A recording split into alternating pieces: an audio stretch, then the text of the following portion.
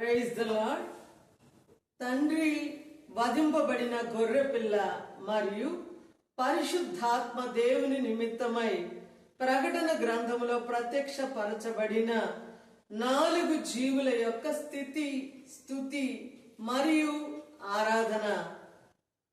ఇందు నిమిత్తమై భూమి మీద ఉండు మనము కూడా అట్టి అవగాహన కలిగి ఉండవలనని ప్రభువు మనకు అనుగ్రహించిన లేఖన భాగముల యొక్క వివరణ.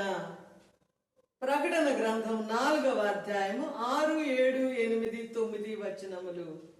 ఆ సింహాసనమునకు మధ్యను సింహాసనము చుట్టూను ముందు వెనుక కన్నులతో నిండిన 4 జీవులుండెను.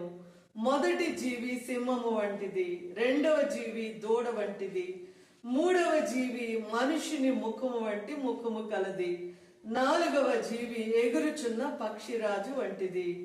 ఈ 4 జీవులలో ప్రతి జీవికి 6 రెక్కలుండెను.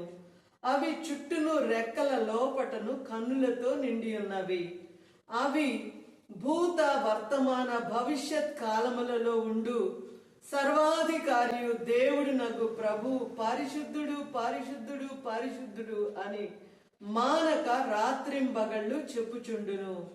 ఆ సింహాసనమునందు ఆసీనుడై ఉండి యుగ యుగములు జీవించున్న వానికి మహిమయు ఘనతయు కృతజ్ఞతాస్తుతులను కలుగునుగా కాని ఆ జీవులు కీర్తించుచుండిరి.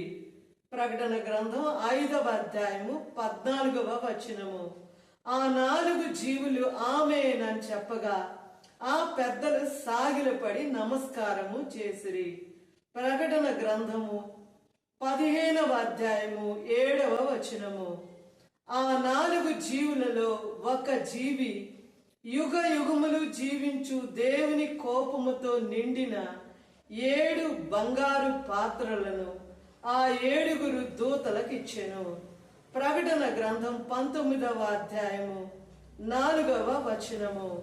అప్పుడు ఆ 24 పెద్దలను 4 జీవులను సాగిలపడి ఆమేన్ ప్రభువును స్తుతించుడి అని చెప్పుచు సింహాసనాసీనుడగు దేవునికి నమస్కారము చేసిరి. హల్లెలూయా, ఆమేన్.